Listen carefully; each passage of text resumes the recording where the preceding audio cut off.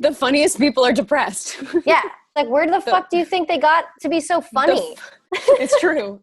They're trying to make themselves laugh. It's not about you. Welcome to Queer Talk, the #1 podcast to connect you to all of your favorite queer creators in a space where we share our stories on all things queer related. And hey, if you're new listening to this, hit that subscribe button on Apple Podcasts and give us a follow on Spotify. Today's guest we have on is a TikToker. She is a night nurse at night. And honestly, she's probably one of the funniest people that I've had on this. I've had a lot of funny people on here. I think she's one of the funniest. You can find her on TikTok at QueerTalk on TikTok. Nice.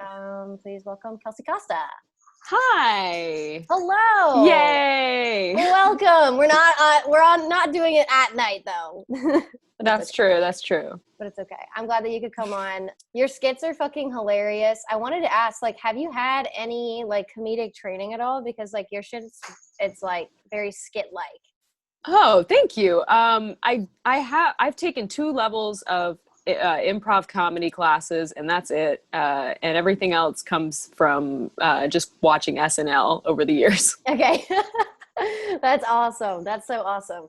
Yeah, I feel like I saw like a TikTok that you posted, and I didn't know if it was like real or just like just a made up thing for the joke, but that you had gotten rejected from like a comedy troupe in university. Yeah. And I was like, oh, damn, they fucking missed out. Look at you now. Yeah, I got rejected by them 3 years in a row, and the 4th year I just didn't bother. So it's like, I'm tired of this. Have you seen Pitch Perfect? I have. I think in movie quotes, and that made me think of Baloney Barb, where you're like, the laughing stock of acapella. Like, we can't even get Baloney Barb. We can't get anyone. No. Yeah, that's me. You're like, yeah, that's me. I'm Baloney Barb. Yeah. Hello, hi. I'm Baloney Barb. Hi, it's nice to meet you. That's fucking crazy. Well, now you're here. You're making skits on TikTok. Like, it's fucking hilarious. And I think it's fun because, like, I mean, yeah, like the TikTok trends are fun. And, like, I mainly do those because I like to do the voiceovers and stuff like that. But you, like, have original content that I don't see anywhere else. Even, like, the topics and stuff like that. I feel like, I don't know, like, some people, like, do, like, the same kind of, like, I don't know if I call it trite, but like, the same like, ha ha ha, lesbians go lows, or like, that kind of shit. Yeah, like low-hanging fruit. Yeah, it's low-hanging fruit. There's a lot of low-hanging fruit, so so stuff like that. Thank you. Yeah, I mean, it does all center around the same topics of mental illness and homosexuality, but that's about it. It differs within. Oh, yeah, it differs within each person, but I feel like it's broad enough to where you can do a lot of unique things with it. You know what I mean? Thank you, yeah. Fucked up shit you can talk about. Yeah. So are you a big SNL fan? I am. Do you watch it still, like, every Saturday, like, when it comes out on Hulu, or, like, are you like, the past stuff? So I used to do that. I used to be like religious about watching it every single Saturday. But in the past, I'd say year, I've kind of fallen off of that wagon. And I think it's because I'm so obsessed with Kate McKinnon that it gets me overwhelmed to the point where I'm anxious and can't watch it. I don't know if that's normal for anybody else. No, I understand that. That. It's rough. Sometimes I can't watch the remake of Ghostbusters. Oh my God. Yeah. I've watched that movie 8 times. Well, it seems like you've gotten over your fear for that. But for me, I'm just like, oh, she's a little too hot in that one. I can't do it. I know. I expect it. So I'm ready. I'm prepared. But with SNL, you never know what she's going to do. Yeah. Okay. Now I see it. You're just, you're like, I can do it in a controlled setting when I've seen this movie 8 times and I know exactly what's presented of me. When she will be the hottest. Yeah. Have you seen comedians in cars with comedians getting coffee and whatever? Getting coffee? Yeah. I've seen the Kate McKinnon episode of it. Yes. Okay, that's what I was talking about. I don't know if I've seen all of them. I've seen a lot because I love, like, I grew up in a family who like worships like stand-up comedians and SNL and all of that, which is funny because no one has done stand-up besides like one family member. But they're all obsessed with it. Yeah, it's super weird. But yeah, I don't know. I don't watch it every week anymore. But like I'll Google on YouTube like all of the Kate McKinnon skits so that I can see all the versions of them. So do you good. Do you like her impersonations, or do you like just the random skits like the alien abduction one? Like, okay, what's your favorite first off? Okay, my favorite is Close Encounter with Miss Rafferty. Yes. I actually remade that on Halloween in 2016. No shit. Yeah, so that was a really good time. That's definitely my favorite. Yeah, Close Encounter is funny. They did a sequel, but I think it's more funny when like they break character and they can't keep Yes, composure. Like that makes I it even know. funnier, which is supposed Because I you think it can breaks relate to comedy them. rules. Yeah, I think it It breaks comedy does. rules though, because you're not supposed to, because it's supposed to like fuck up the joke if you laugh at your own joke, Right. you know? But But like with no, them, in this, it breaks a professional boundary that makes it easier to laugh at them. yeah. Because we're all related to that. We all relate. Like when you're trying to keep your shit together and you can't. Yep. I Nope. think that's why it's Yep. funny. Because like when people are Yeah. trying to keep their shit together, it's something that's so funny, but they can't because like they're in a professional setting or like the Yeah. whatever doesn't allow for Mm-hmm. it. That's why it's funny. Yeah. And then everybody else is like, yeah, this is that funny. And then they start laughing harder. And it works. Yeah, I think that was probably my favorite one too. I did like the one, the Lesbos Island.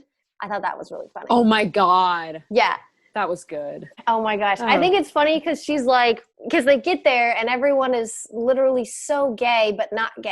I think that's the worst Right. part. You're like, all of my signs are telling me, and it's already hard enough for queer women to notice and get and be like, oh, radar, Yeah. other queer women want, you know? And Yeah. Yeah. so when they hit all of the bars, everything, and you're like, okay, this is a surefire win, you know? And then you're just like, are you serious? Like, you're just like that. Like, you're just like that? Yeah. Like, Yeah. it took a That's turn. wonderful. It really Like, that in itself, I feel like it's homophobic. Yes. Like, it's just I homophobic. want to fight that. Like, can you just be a Agreed. little more, like, cis and hetero for me? You know what I Yes. mean? Like, you're just really Teens. fucking with us. Yeah. Pick a team. No, I'm just kidding. You don't have to take a team. That's Pick true. a team. If you want to, you can. You can come between the two. I mean, you don't have to pick being straight. You can come around. You can come around. It's fine. No, but yeah, that's funny. I still can't believe that she's on it. She's been on it for so long. I feel like she has such fame. And I know. I don't know how. I feel like it's kind of like, oh shit, what's her face from Bridesmaids?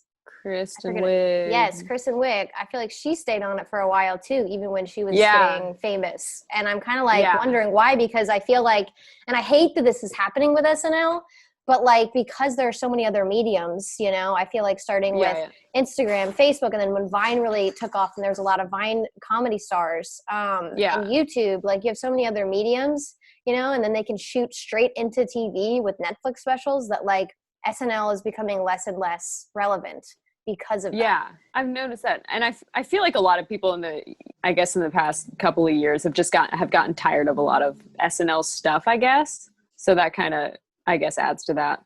Which I fucking hate because I like grew up watching those skits and I don't know, I guess like I will agree. I feel like the SNL days are behind us, you know, like there were so many good little groups and, you know, the women of SNL when you had Molly Shannon and iconic.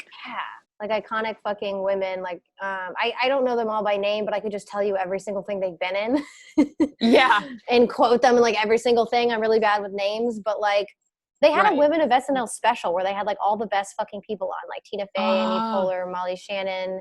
That's so good. Random ones that I can't remember. The chick that does Debbie Downer. Like that was the fucking shit. Like that was it. And I feel like it sucks because like you'll see people that are on shows like here and there and like, but it just like isn't the same. And I hate that. I hate that for SNL. Like I wish, like I feel like they're like, oh, the Toys R Us of or the Borders books. Like I just feel like they're going to go out of business. Borders.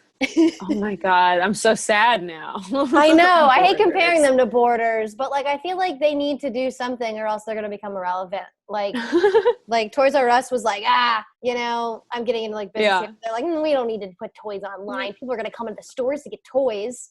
Then Amazon's like, Jeff Bezos. Oh my God. You fucking hate Jeff Bezos. I'm sorry. We hate Jeff Bezos.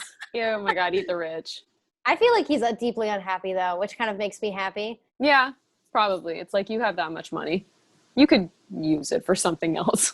First of all, I don't understand how you need that much. Like I get like having goals. No, like I have goals about like how much money I want to make. Is it like my end all be all? Like no. Is it like something that I'd like to hit? Sure. But when you have that much money, I just don't fucking understand why you need it. Like it has to be ego. It has to be something negative driven. Like I just don't understand it. And I get I like know. building the business, like Jeff Bezos in the 90s was probably a different Jeff Bezos, like humble, you know, like wanted to be just like a real go-getter, had hair, you know? Yeah. And then now he's just like a piece of shit. I don't know. His wife is, his ex-wife, I think, is just like leaving it up. Like, I kind of wish that I was his ex-wife. You know, I just like get all that money and hope she I'll turns marry gay. Jeff Maybe Bezos just to divorce him.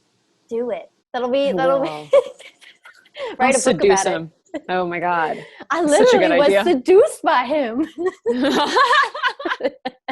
I don't like read up on him, but like I used to like be in an entrepreneur space, and I was real like, oh, I'm gonna make a business and I'm gonna get it, and Gary Vee, and like I'm gonna like watch all this stuff, motivation, like brick by brick. Oh my God. Kind of shit. And I came across an interview where they were just talking about how they knew a lot of powerful people that are like really unhappy. And I think the whole thing about like having money and capitalism and all of that, like 1% is like it buys you pleasure, but it doesn't buy you happiness. Like the happiest people are normally not the richest people. They don't even have to be like rich at all. They might be like the poorest. Like there's so many documentaries on actual happiness, not like finding happiness. Right. It's a journey. The journey to happiness. The journey to happiness. It's not about the destination. It's the journey. Yeah, exactly. So it kind of makes me feel better. I don't know if it'll make you feel better about Jeff Bezos, but I feel like he's deeply unhappy, and you can buy all the cocaine, all the fucking strippers. You know what I mean? But yeah, I love that. It's not going to make you happy. He's a shell of a man. He looks like a turtle, kind of. Oh my God, he does. Like he and Mitch McConnell are like cousins or something. Oh, Mitch McConnell has been compared to a slug, I think. Oh, that works too. I've always heard turtle, but yeah, that works. Basically anything that moves slowly close to the ground. A crustacean. Yeah. A bottom dweller. Oh my God. Oh man. Another thing, talking about politics, you live in South Carolina, right? I do. South Carolina went red. Yes. What is it like being queer and being in South Carolina? I feel like the only thing I know about South Carolina is Myrtle Beach. I've been there like a million times. Everyone in the Midwest loves to go to South Carolina. Everyone loves Myrtle Beach. Dirty Myrtle. Well, I have two different experiences being queer in the South because I live in Charleston, which is, I would say, a more, I guess, blue part of South Carolina, if you will, more progressive part of South Carolina. But I went to college in Clemson, which is in the upstate, where it's I feel like it's a lot more conservative. Clemson. Yeah. Everybody thinks there's a P in it. But I guess my experience in Charleston hasn't been bad. Like I've gone to, pride parades and had a good time, and I've never really faced any kind of hardship with that, I guess. In Clemson, it was a little bit different. It was a lot of people. I wrote for a satire article website where it was called The Black Sheep, and I wrote for that, and I wrote about pride in one of my articles, and it got posted on Facebook, and just the amount of homophobic comments from like Clemson fans was awful. Oh Jesus. But yeah, my experience in Charleston hasn't been bad. It's been decent. Yeah, that's good. I mean, most cities, like even in the South, like do pretty well, like I was really surprised by Texas. I mean, they are big, but like Austin is great. Dallas is great. Houston's great. I think Austin's like all the gays live in Austin. I haven't like spent a lot of time. I've only spent time in Dallas, but I've never been that's to awesome. Texas. That's I want to awesome. go. Yeah. How is the queer culture? Like, are there gay bars? Like, what's it kind of like? Like pre-COVID, I guess. Pre-COVID. Okay, so we have one main gay bar, which I went to several times. It's really small, but it's cute and it's fun. And then we have like the bars that they do like drag shows and stuff at. Fun. Which aren't, I guess, necessarily gay bars, but like they have drag pretty queens, much gay bars. Pretty much gay bars. Yeah, they're not gay, but they're gay. Yeah. There's the energy. Yeah, but as far as I know, there's not a whole lot of bars and stuff exclusively for gay people. Yeah. But the ones that we have are fun. And the ones that I know of, at least, I'm not going out that much. No, I get that. I mean, in these times, yeah, like I don't get that much either. Like I'll talk about like the different bars that I like in Cincinnati. So Cincinnati it has like a pretty decent gay community. I feel like it's really, really close knit, but like we don't have a lot of places either. Like we have like just a couple, and then we have like, I mean, I consider like the cabarets to be the gay bars, you know, like we don't have like ones that don't do it. And stuff like that. But it's pretty crazy. And something I just figured out about Ohio, which is weird because obviously like it went red, but like we have like more, and someone said this on TikTok and I like had to like fact check it, that they said that we had more gay people in Ohio than in like New York or LA, which doesn't make sense to me because per capita, that's like logically, like it doesn't make any sense. But oh wow, I know I don't know who did it, but I was like, that's so fucking weird because Columbus is like very, very gay. Like I'm there's gonna neighborhoods, move to there's a lot of Ohio. gay shit. There's a lot of gay shit going on in Columbus. I love that. So, I'm going to Columbus. Go to fucking Columbus. I'm going to Columbus this weekend. Oh my God, that sounds fun. I know. It's great. But yeah, okay, so that's cool. So Charleston's where to go. Yeah, I guess. I don't always ask people that when I have people on, but I know like listeners are from all over, so it is nice to kind of get a comprehensive overview of nice queer spaces. Yeah, I guess, I mean, what I would say is Charleston is, I would say, more queer friendly, but at the same time, I think I'm also privileged in the fact that I'm not one of those people that people like point out as gay, I guess. Yeah. Like I can pass it. You know how a lot of people are called out more based on appearance and everything. And I have a very just straight girl appearance. Yeah, like you're straight passing. And I feel like a lot of the time I'm straight passing, even when I think that I'm not. Like even when I'm wearing, I feel like the gayest shit ever. Like, oh my God, this was recently, and I haven't even talked about this on the podcast, but I had to call AAA because I had a flat tire. And I like went to go to air, the tire was completely flat. I like barely made it home. And I was kind of pissed because I was like, fuck, I just got new tires and now I have like something because of construction that was going on. And I called AAA.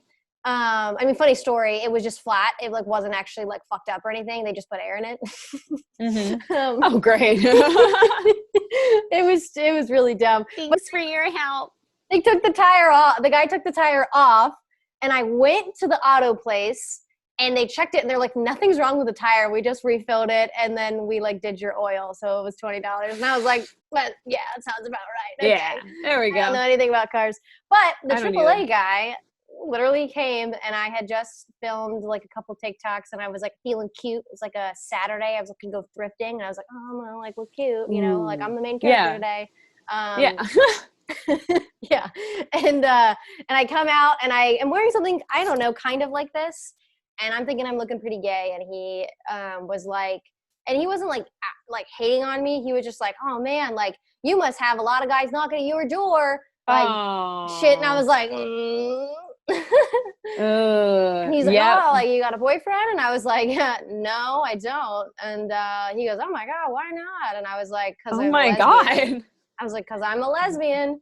And he was like, oh, no shit. He's like, oh, now I can see it. He was like, oh, no shit. He's like, I could have never seen it. And I was like, right over. Okay. And he tried to backtrack, and he goes, oh, I'm so sorry if I offended you. I was like, it's not offensive. I was like, he's like, I'm not hitting on you. He's like, I got a daughter. She's like 18. And I was like, okay. Just fix my fucking tire, bro. Just fix my tire, please.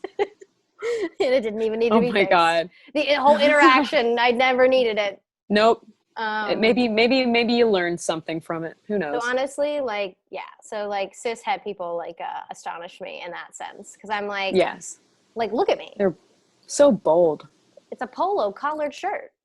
Yeah. Oh my God. I'm not just like, how dare you? I don't know. Maybe they're like, it's 90s sin. I don't know. Yeah.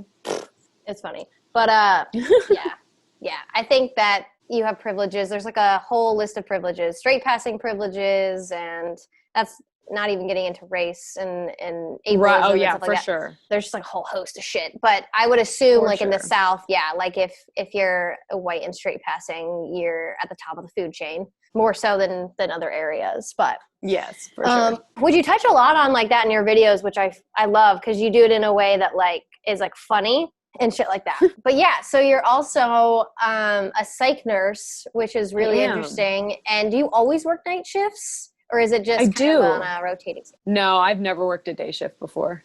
Time and a half. I mean. Yeah, I don't quite know the whole shift differential, but I only knew I had, my sister had friends who were, well, they were SCNAs, but they would get time and a half if they worked nights. So I didn't know if like psych nurses also got like time and a half working nights, but I should know a lot more about my pay than I actually do. Gotcha. I'm just kind of like, money. Yay.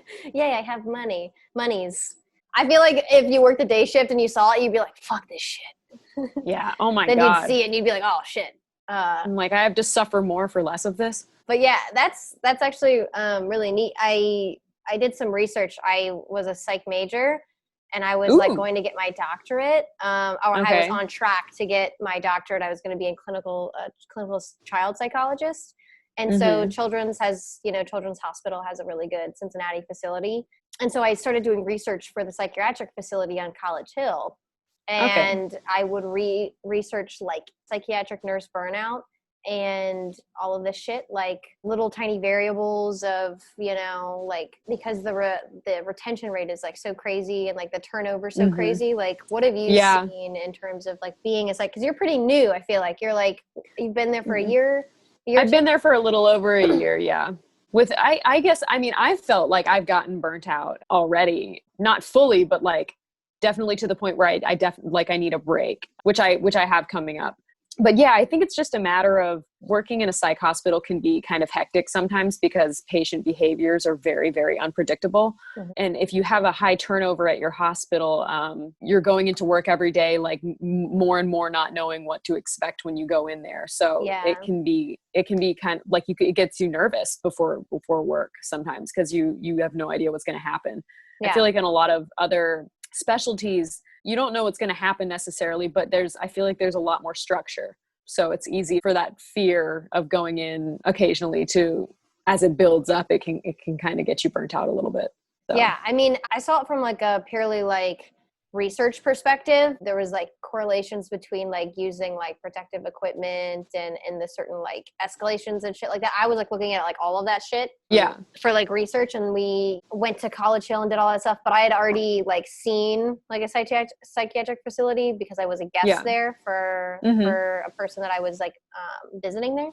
And I felt the same way, like when I went in there, like just a little uneasy. Yeah. You never know what's going to, anything's to go, like. And that could easily also be due to like stigma, especially in like horror movies and everything, can make people feel very strange about going into a psych hospital. They're really not what they're portrayed to be, but nevertheless, things do happen, and it can be a scary environment. Depending on the dynamic of the patient load and everything. I agree. I mean, people think it's one way because the media portrays it in a certain way. And like, I didn't realize like when I was uncomfortable just because it was like a new experience, and I was just because I was visiting someone, I had some other stuff, but like there were a lot of homeless people in there because they would get a 72-hour hold, and they would get like a bed and like food and stuff like that, which didn't occur to me. It was actually very resourceful. You're like, oh, like I act crazy, I kind of be a menace, and then I get a bed for 72 hours. Like, that's fucking nice. Yeah. Like, I'd fucking do that. Yeah, that's really interesting. What made you go into it? Like, did you always know when you were going to be a nurse that you were going to be a psych nurse, or did you make that decision later? Yeah. Before I even thought about nursing, I wanted to go into psychology. So when I was like a junior in high school, I was like, I want to go to college for psychology. And my parents told me that that's not a good idea because I'm going to have to go through more school before I can actually get a decent paying job, which I know plenty of people who have decent paying jobs with just a degree in psychology. But, but at the same time, my parents were not willing to let me do that. So they wanted me to be able to get a job right out of college. So I decided that nursing would be the route that I go in.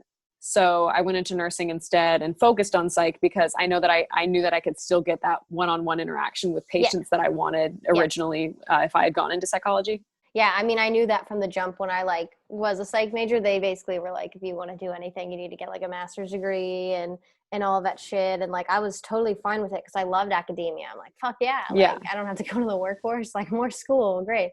And then I don't have to like actually have like that kind of corporate job. I can just, like get my doctorate and practice and do research and then become a teacher. Like, that sounds great. Yeah. It wasn't in theory. I mean, I didn't want to do that long term. Like, and that was like my senior year in college when I'm like, after I did all of this shit and like had to do all this stuff at Children's, like break my back. Oh my God. And then I was like, nah, I'm going to do something else. But I get it with the one-on-one. Like, there's a reason why I didn't like some of the stuff that I was doing at Children's is because I was doing so research-based stuff. I wasn't doing getting the one-on-one attention with kids that I wanted.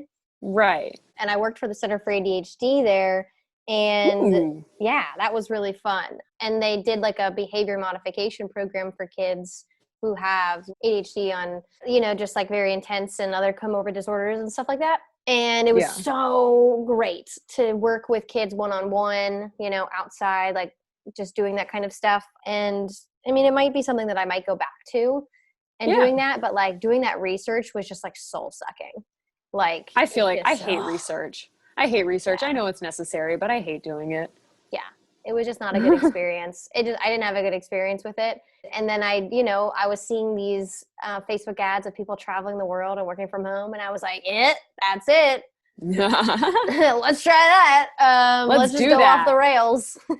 Yes. But yeah, so like when I saw that stuff, I was like, holy shit, like that's the shit that I was kind of in, but in like a different angle. But no, that's super cool that you had wanted to be a psych nurse, because that shit's nuts. I've seen it on paper. I've seen it in person. Like, that's super commendable. Thank you. To do that stuff. What's it been like with your own mental health? Because I know you made a lot of videos, which I think are really funny. And I feel like it's interesting because I feel like mental health is so common. A lot of people have it, but you're like actively like also like dealing with it, and then also dealing with other people on a larger scale, like at work. Yeah. Like, how do you feel with that? Because I feel like if I was feeling some type of way and like my patient was feeling some type of way, I'd be like, I fucking understand it, but you got to take your meds. Yeah. And they're like, no. And you're like, no, I know, but I know. But like, right. Yeah, no, it honestly helps my mental health, because it helps because it gives me some kind of, it allows me to empathize with them a lot more than people who don't struggle with mental illness. Mm-hmm. And in doing that, I'm able to provide better care to the patients, which means that I've somehow found a purpose in my own suffering, which is something that I do love about my job. And I feel like I'm easily able to at least to separate the really negative aspects of my mental illnesses to allow that kind of care. Yeah. To be able to like really empathize with people, like you have to be able to, seen the depths. If you're in the darkness, you can appreciate the light more. Right. Right. Exactly. Which is super awesome. I feel like a lot of people don't realize that there's so much purpose in suffering. You know what I mean? And like, you can find a lot of purpose in that. Like, I wouldn't have been able to create this podcast if I hadn't gone through significant ordeals. Like if I was always straight, I wouldn't have this podcast and be talking to these people. If I had a very easy coming out process, I wouldn't have been on TikTok and created this shit. Like, I feel like pain does create shit. Like, it does. Yeah. So. I probably wouldn't be a nurse if I didn't struggle already, Yeah. Like, it definitely feels like gives you purpose. Yeah. And I feel like that's why you have so many people who are like in comedy and or not even just in comedy, but just like helping people in general, because they understand and they empathize. Like you hear so many comedians and people are like baffled, like, oh my God, like these comedians are of depression, or I had no idea Robin Williams was so depressed. You know what I mean? Yeah. And it's like, where the fuck do you think they got to be so funny? The funniest people are depressed. Yeah. It's true. They're trying to make themselves laugh. It's not about you. I've never thought of it that way before. That's funny. Honest to God, a lot of the times I'll make TikToks and I just make them for myself. Like, and I'll watch them a bunch and I'm like, this is funny. I like this. Maybe I'll post it. Oh my God. I know. I make them for myself too. People are like, give us this kind of content. And I'm like, what if I didn't? What if I did what I wanted? Yeah. Oh yeah. You've had a video, or it was something when you were talking about the comment when people are like, did I ask? Or like, I never asked for this. I've made like 2 videos on that. It boils my blood. It's just so fucking funny. Like, it's just like, did I ask? It's like, you asked to have like shit on your For You page, you fuck face. Yeah. Get off the app if you don't like it. Unfollow. TikTok has an algorithm. Hit uninterested. You know what I mean? Truly. It's so easy. I don't get that kind of hate on TikTok, but I post my TikToks to my Reels, and Instagram is a lot different than TikTok. I felt like Are they TikTok nicer? Instagram's worse. Instagram's worse. In my experience, Oh, TikTok has no. been pretty nice, but like my straight TikTok videos, like my videos that have gone really viral and gotten a straight TikTok, those are the ones that are absolutely horrendous. And people are like fighting with each other in the comments, which is kind of fun. I'm like, yeah, you go, like, you go, Fight over gay me. girl, 1097, like, yeah, fuck yeah. Yeah. And I'll just like watch it from the God, sideline, yes. like just eating it up. But yeah, I started posting on Reels, and that shit was way worse. And I was posting the same videos. Oh my God. And I mean, so much shit. And it was literally like, it kind of sucked too, because it was like not even things of like my looks or my appearance per se. It was the shit, because like that shit never really like would affect me.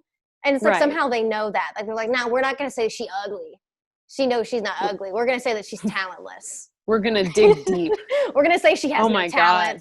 We're going to say that being a lesbian is the only personality trait she has. And I'm like, bro, how did you know that was going to hurt me? How'd you know? My God, my heart. Yeah. People on Reddit are awful too. People on Reddit are horrible. Yeah. They'll comment about appearance. Yeah. That shit's crazy. They don't care.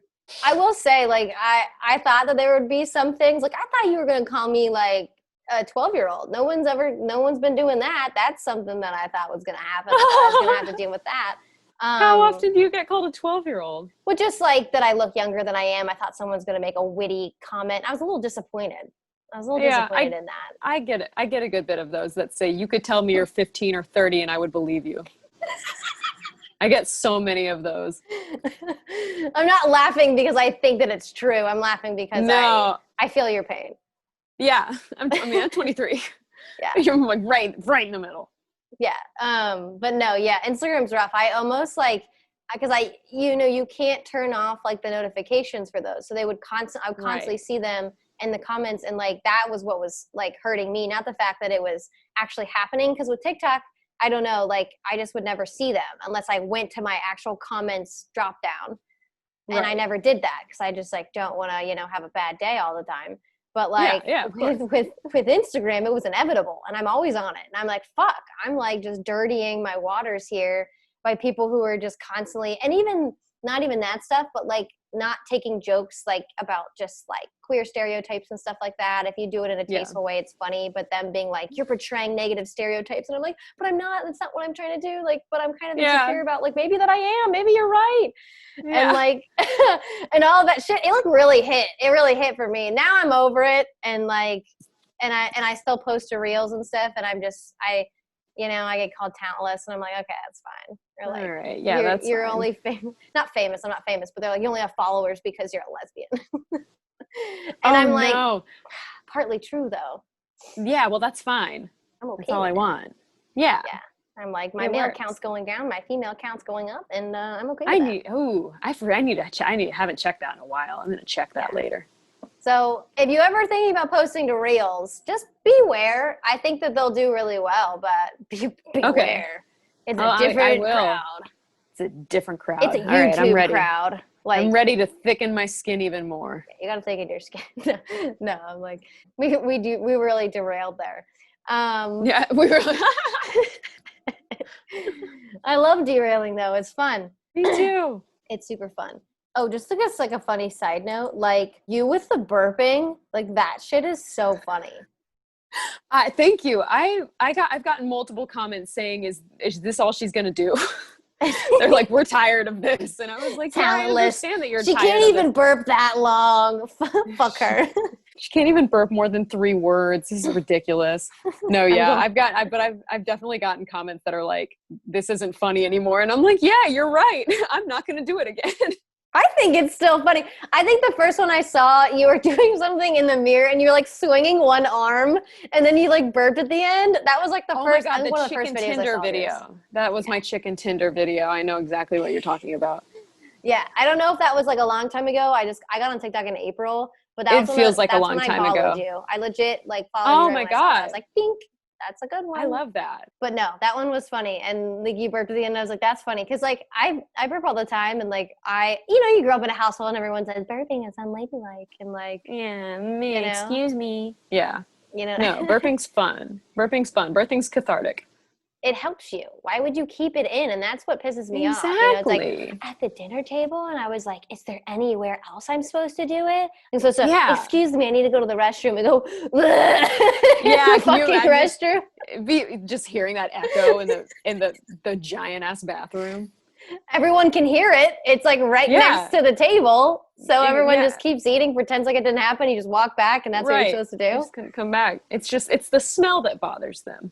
You can have smellless burps, though. Burps that don't smell. Yeah, I have burps that don't smell all the time. Yeah, natural gas burps. You know what I mean? They haven't put in the egg smell. Right, exactly. No problem with it. I know my mom used to get mad, but now I specifically do it. I do it on purpose. I burp completely on purpose, and I blow it in their face. As you should. Because I'm like, you could have just not said anything, and I would have been perfectly fine. But now that you said something, I'm going to make sure. I do it specifically. I've never done the blow it in your face part. I should try that. Like where you burp and you go, yeah. Yeah, like when you like vape your burps, like that. Yep. It's a good one. It's really fun to see the looks of disgust. Yeah, I love it. Oh my God. At first I used to get mad about that. Like I would get hurt. I'm like, I'm not a disgusting person just for burping. But now I specifically do it to be disgusting. And I'm like, haha. Yeah. I'd be hurt if you didn't have that response. I am lady, hear me roar. I am lady. That sounded like that sounded Russian. I like to do a Russian accent. I was like, did I hear that right? And I tried to. I was like, I can't do a Russian accent. I'm not gonna try. It's a difficult accent that I butcher. That works. Not bad.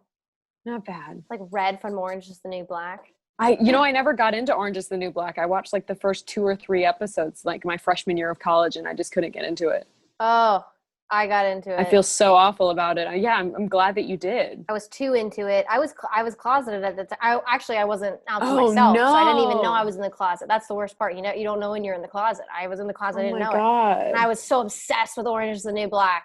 Like obsessed. Like no one else was obsessed with it. The Closet is the New Black. I was like, this is the shit. And everyone's like, yeah, it's like cool. It's like, all right. And I'm like, but no, like this. No, this is wonderful. This is like monumental.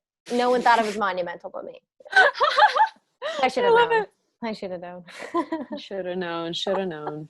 Like, you don't think a bunch of female convicts that fuck each other is monumental? Yeah. This is revolutionary. Yeah. Talk about women's health issues and it's intersectional and empowering. And women? Yeah. Have you seen the women? Have you seen them? Have you seen the sex scenes? Have you seen them? Wow. Truly. Wow. Oh, that's funny. We'll go to the questions with the queers. This is Hannah. They're 25, and they write, "Hello, you lovely people. I fairly recently figured out that I'm not straight. It was the major revelation I had during quarantine or queerantine. I'm slowly coming out to my friends and siblings, but I'm not ready to tell my mom or dad yet. I grew up in a very conservative Christian household, much like a lot of us later in life queer people. I know my stepdad will be accepting, but my mom has said a few times throughout my life that, quote, bi people don't exist. You're either gay or straight.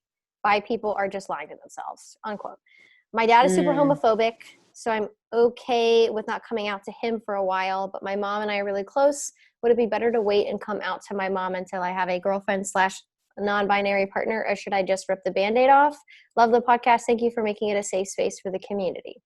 Oh, I know that in my experience, there was definitely the "you've never been with a girl, how do you know that you like girls" kind of thing, which is stupid. Yeah. Considering we impose heterosexuality on like to literal toddlers. So yeah, that was definitely a question, at least when I was coming out. But I don't regret waiting until I got with a partner to come out to them. Yeah, so I would say to Hannah and to the listeners, I had a similar experience. I mean, I'm 26. I've been out for a few years. I started coming out after college, and I slowly came out as well. Like, and I was one of those people that I wanted to come out to everyone before I started dating. That's not how everyone does it. Some people start dating and then come out. Like, it's really, there's no one set way to do things.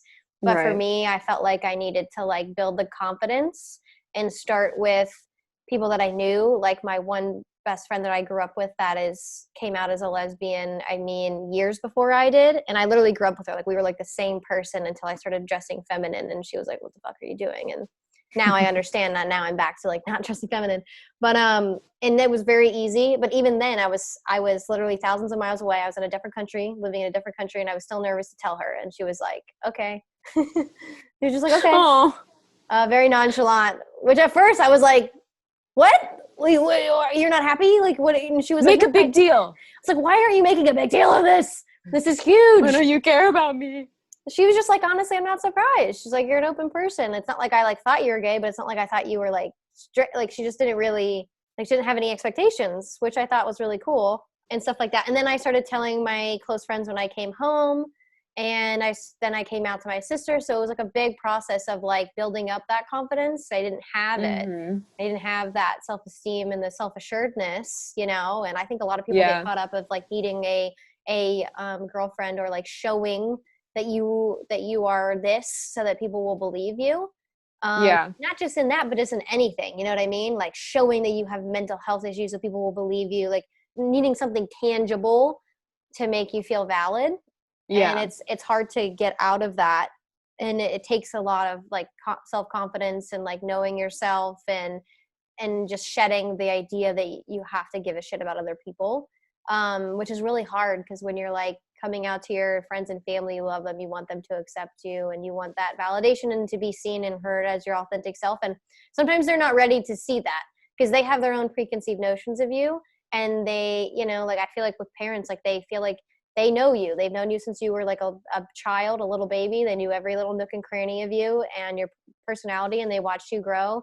And they, for some reason, can't fathom the idea. Like they had their own ideas of what you were going to look like and what you were going to do and marry and like all of that. Like they had those dreams and hopes for you too, whether or not they imposed them on you, but like it's changing their reality too. And it's going to take them a little bit to process, which is something that I didn't think about. Like you've known this for so long and they are just figuring it out then. And like having big expectations on them coming out and them like knowing exactly or knowing it or like having a great reaction is a lot to put on parents, especially if they come from conservative Christian upbringings. And it doesn't always end well. People have their own trauma. Your parents have their own trauma and they have their own shit.